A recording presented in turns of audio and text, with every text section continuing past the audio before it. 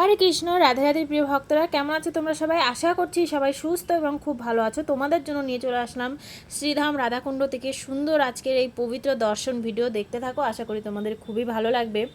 আজ তোমরা দর্শন করতে চলেছো এই ভিডিওর মাধ্যমে একদম শ্যাম সুন্দরের সেই মনোভাব নিয়ে, সেই পবিত্র মনোভাব নিয়ে যদি তোমরা আজকের এই ভিডিওটি দর্শন করো, তো তোমরা অবশ্যই আমাদের শ্যাম সুন্দরের দর্শন করতে চলেছো এই ভিডিওর মাধ্যমে। দেখতে থাকো, আশা করি তোমাদের আজকের এই দর্শন ভিডিওটা খুবই ভালো লাগবে এবং মন যেন চাইবে যে সেখানে যেন চলে এসি তাড়াতাড়ি করে। এই যে কোথা থেকে ভিডিওটা আজকে দর্শন করাচ্ছি বলতো, চলে এসেছি পঞ্চপাণ্ডবঘেরা, যেখানে আমাদের পঞ্চপাণ্ডব এখনও কিন্তু তপস্যা করছে শ্যামকুণ্ডের পাশে। আর আমাদের শ্যামসুন্দর টেরা কেন, সেই মহিমাও আছে। তোমাদেরকে এক এক করে সব মহিমা দর্শন করাবো এবং এবং এখানকার যে নীলাগুলো আছে সেই নীলাগুলো ভিডিওর মাধ্যমে তোমাদেরকে শ্রবণ করাবো।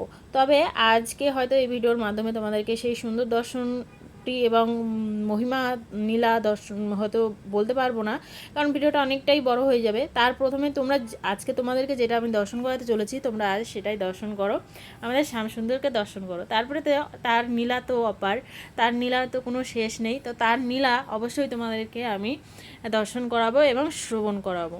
তো আজ তোমরা যে দর্শন করতে পারছো এই বাবা এত সুন্দর অপূর্ব বাঁশি বাজাচ্ছিল। আমি চলে এসেছিলাম ঘরে একটু আরাম করছিলাম, রেস্ট, কিন্তু একদমই ভালো লাগছিল না। মনে যেন হচ্ছিল যে শ্যামসুন্দর যেন আমায় ডাকছে। তো তাড়াতাড়ি করে সে বিছানা ছেড়ে দিয়ে একটু মুখে হাতে কোনো রকম জল নিয়ে চলে আসলাম শ্যামসুন্দরের কাছে। আর এখানে এসে একটু বসেছি, তখনই এই বাঁশির ধ্বনিটা আমার কানে গিয়ে বেজে উঠলো। তো তখন তো আর থাকতে পারলাম না যে বাঁশির ধ্বনিটা কোথা থেকে আসছে। তারপরে এসে দেখি যে এখানে এই বাবা এত সুন্দর করে বাঁশি বাজাচ্ছে আর আমাদের গৌমাতা তাকে আদর করে দিচ্ছে। তো আর থাকতে পারলাম না, সেখানে নিজেও একটুখানি শ্রবণ করছিলাম সেই ধ্বনি, এবং ভাবলাম যে না, তোমাদেরকেও তো একটুখানি শ্রবণ করানো এবং দর্শন করানো উচিত। তার জন্য তাড়াতাড়ি করে মোবাইলটা বের করে নিয়ে তোমাদের জন্য একটুখানি ক্যামেরাবন্দি করে নিলাম। আর তোমরা আজ এখন বাঁশির সুরটা শোনো।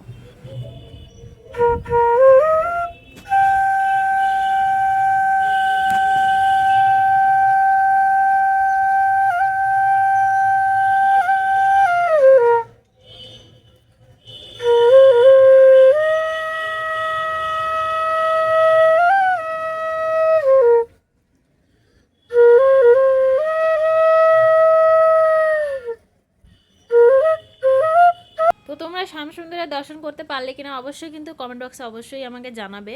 আর এখানে বলো, এই বাবা এত সুন্দর বাঁশি বাজাচ্ছিল, মন মুগ্ধ হয়ে যাচ্ছিল কিনা যে না আরও শুনি, কিন্তু আমাদের এই যে দুষ্টু গৌমাতাটা আছে একদমই বাঁশি বাজাতে দিচ্ছিল না। সেটা তোমরা ভিডিওর মাধ্যমে দেখলে। বাবা কিন্তু উঠেই গেল লাস্টে, মানে এত চাটছে বাবা, কোনো জায়গায় বসে থাকতে পারছে না, মানে যেখানেই যায় বসছে সেখানেই ও যায় চাটছে।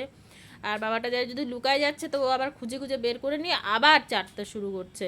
কিন্তু দেখো, এত বড় গোমাতা, সাধারণ মনোভাব দিয়ে যদি তোমরা ভাবো যে এত বড় গোমাতাটারা সাধারণ একটা শরীরে যদি আমাদের শরীরে মানে চাটেও, তো তাহলে কিন্তু একদম জায়গাটা ছুলে যাবে। আর এই বাবাকে অনেকক্ষণ থেকে গোমাতাটা আদর করে দিচ্ছে, কিন্তু কিঞ্চিত পরিমাণে তার ব্যথা লাগছে না। কিসের জন্য জানো? কারণ সে প্রেম থেকে, তার ভাব দিয়ে, মায়ের যে একটা আদর, মায়ের যে একটা স্নেহ, সে আমাদের গৌমাতা, আর সে তার সন্তানকে আদর করে দিচ্ছে। তাহলে কি করে সে আঘাত করতে পারে? তো একদমই লাগছিল না। ওদের জিভা কিন্তু প্রচুর পরিমাণে ধার, ও যদি সেইভাবে মানে চাটনটা দেয় তাহলে কিন্তু একদম ছিঁড়ে মানে কেটে যাবে। তো যাই হোক, আমি শ্যামসুন্দরের কাছে এসে বসেছিলাম ঘরে, একদমই ভালো লাগছিল না। মুখ হাতে কোনো রকম জল দিয়ে তারপর শ্যামসুন্দরের কাছে এখানে এসে বসে আছি। দেখতে পাচ্ছ যে ভিডিওর মাধ্যমে যে কত পরিমাণের রোদ, কিন্তু একদমই ভালো লাগছিল না দেখে চলে আসলাম শ্যামসুন্দরের কাছে। আর এই যে আমাদের শ্যামসুন্দরকে দর্শন করো।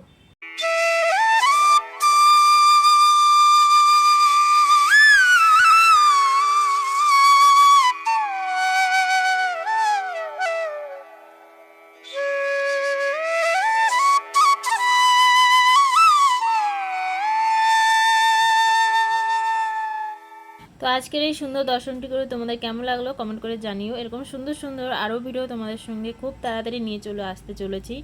আর অনেক দিন থেকে ভিডিও দিইনি দেখে একটুখানি মনটা কেমন লাগছে যে মানে ভিডিওটা এডিট করতে। তো যাই হোক, তোমাদের সঙ্গে শেয়ার করব অবশ্যই। তো তোমরা দর্শন করো, আর অন্য কিছু যদি দর্শন করতে চাও অবশ্যই এই অধমকে জানিও।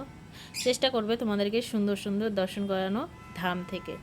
পবিত্র ধাম দর্শন করা মাত্র কিন্তু ধামের কৃপা হবে এবং শ্রীমতী রাধারানী তাড়াতাড়ি কিন্তু কানটা ধরে নিয়ে ধামে নিয়ে চলে আসবে, এটা মনে বিশ্বাস রাখবে।